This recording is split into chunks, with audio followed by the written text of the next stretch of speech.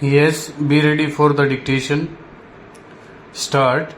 Mr. Deputy Chairman, sir, the railways has been a very big undertaking in the artery of our country. Stop. This is managed by nearly 20 lakh people. Stop.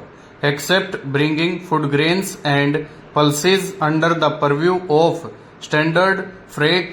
It is good that the Minister for Railways has not increased the freight charges and passenger fares for the coming year. Stop.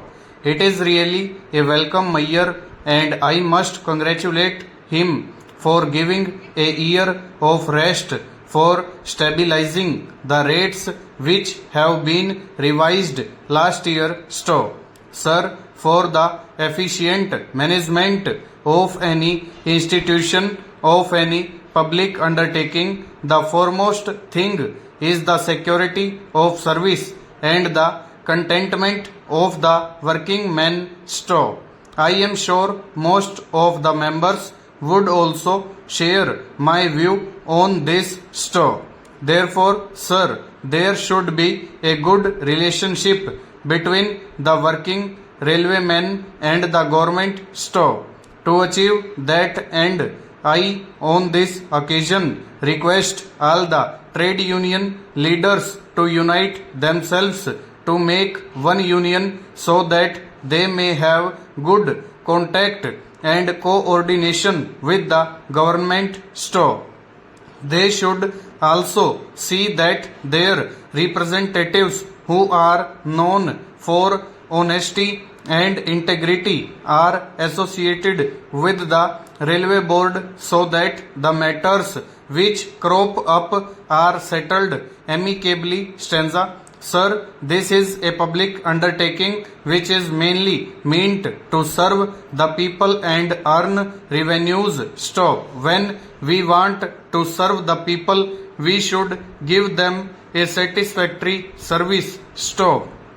Then alone we will be able to attract more passengers to travel in our trains and more people to transport their goods in our railways. Stop. So many members in the lower house and here also have spoken about unpunctuality of trains and also cancellation of trains for want of diesel, sometimes on account of natural calamities. Also the trains have been cancelled. Stop. Therefore there have been losses to the public travelling in the trains and also goods during transportation have been spoiled. Stop. So sir, when we want to give a satisfactory service, punctuality and good relationship with the travelling public by the